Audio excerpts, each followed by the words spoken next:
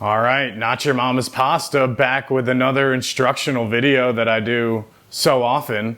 But I did want to make a video just talking about sourdough. It seems like it's becoming trendy again. I keep seeing people make it. My friends are making it. I see it all over Instagram. So I just wanted to go over my principles and how I make sourdough, because I do it a little different. I do the Italian way. Big surprise there. Which is called Lievito Madre. So translated mother yeast, or Lievito Naturale, natural yeast, as opposed to using, active dry yeast or brewer's yeast. Natural yeast is just water and flour that's fermented and becomes a natural yeast for making breads. So starting your own starter from scratch is not hard, but it takes a lot of patience. I would just suggest getting it from somebody else. If you want some from, I'll give you some. Just DM me on Instagram for $5. I'll give you a little starter instructions, how to make it, or how to feed it, keep it alive. It's so easy and so simple, and you don't even have to feed it that often if you keep it in the fridge. But I'll go over all that later in the details. First, I'll just go over the feeding. So with Lievito Madre, in Italy, they feed it 2-to-1 flour to water. So in America, you see everyone has their sourdough starter in a mason jar, and it's just this liquidy mess, and it's rising and falling, and you feed it, and it just seems difficult to handle. And I don't know, for me, it's a little messy. With Lievito Madre, it's just a beautiful little ball of dough. And it's easy to tell when it's ready because it's puffed up and it pulls apart easily. I'll show you here. This is like a perfectly ready Lievito Madre. It's ready to be baked. You see it just pulls apart nice. Like it's just its own dough. So this itself is like yeast.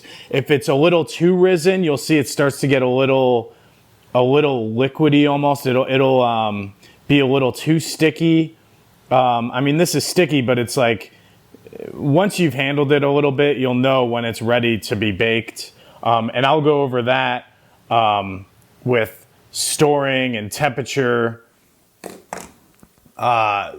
storing and using it, and how to feed it when you're using it versus when you're not using it.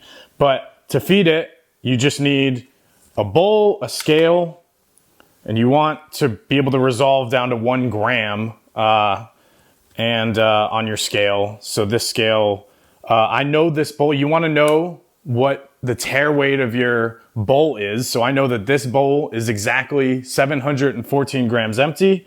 So I'll put it on 846 grams. So that's about, roughly 130 grams of sourdough starter right now is in this bowl.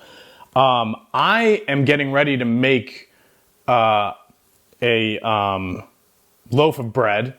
I'm getting ready to make a rustic Italian sourdough, which I actually want to make another instructional video for how to make that. It's this beautiful Southern Italian country sourdough. But for right now, I'm just going to show you how I feed it. So right now I have 130 grams of the Lievito Madre in here. So like I said, in Italy, they feed it 2-to-1. So what I'll do is add 130, you add the exact same weight in flour of, so 130 grams of flour I'm adding, and then I'll add about 65 grams of water. I'm gonna add a little more. This specific flour it absorbs much more water than bread flour, or a little bit more. So I'm going to go a little higher, but pretty much 2-to-1 is how I feed my sourdough starter. And I'll get into different flours a little later. But I'm going to use very warm water right now because, again, I'm getting ready to bake. And when I'm getting ready to bake, you want to feed your starter and refresh it a few times throughout the day at a warmer temperature, because that gives it a much better flavor. A lot of people kind of have an aversion to sourdough, or some people have an aversion to sourdough just because they think it's a little too sour. It has too tangy of a flavor.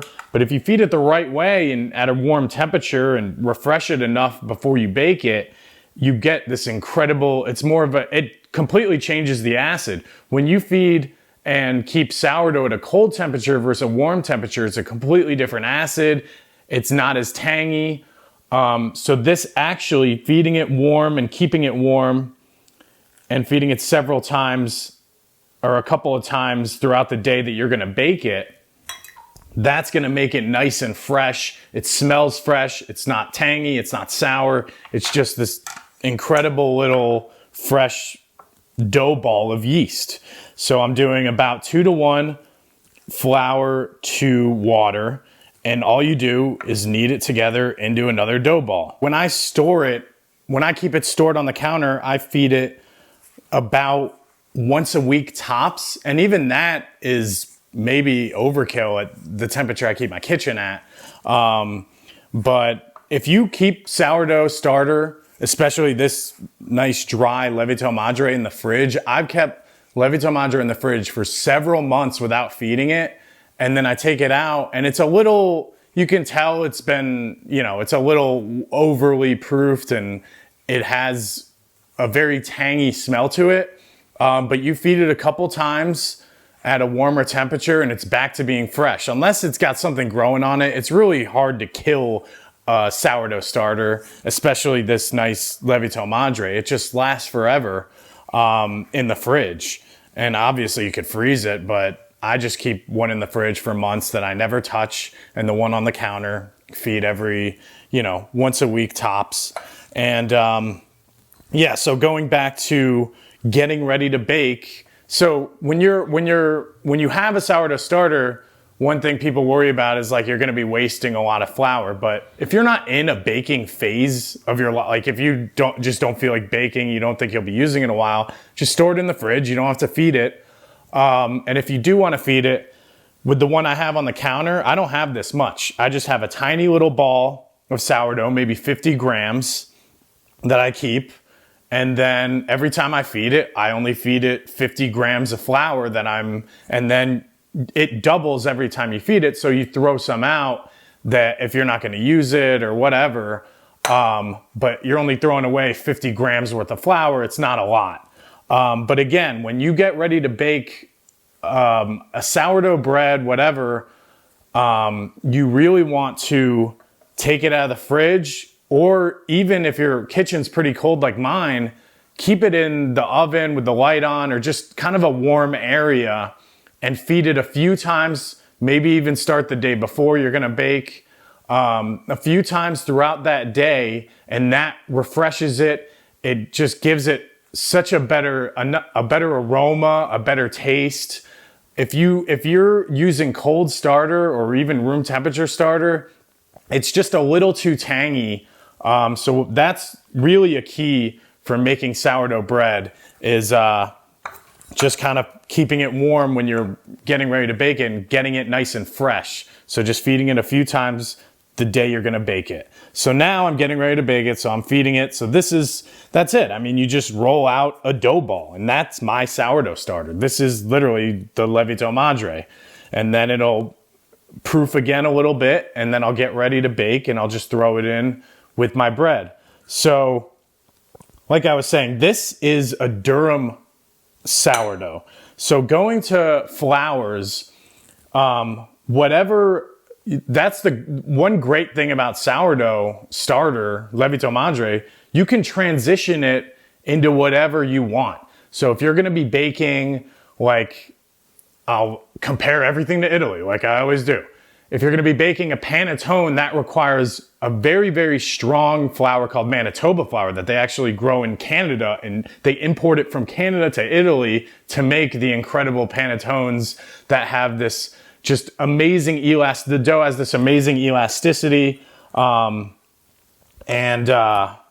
the gluten network, it just bubbles up so beautifully and it just melts in your mouth. And that's because of this high protein flour, but it's also a soft wheat, so it's very strong but elastic, that they use for panettone. So if I was going to make a panettone, I would transition this into Manitoba flour starter. So all I would do is the next feeding, I'd feed it half the durum wheat flour that I'm using and then half Manitoba flour. And then the third feeding, the feeding after that, just all Manitoba flour. And then it's pretty much a completely Manitoba flour starter. You can very easily transition to whatever you want to make. Rye bread, if you want to make this a rye flour starter, then I would do half durum, half rye for the next feeding, then just completely rye. I've never had an issue with transitioning from one flour to another. So it's very easy to do that.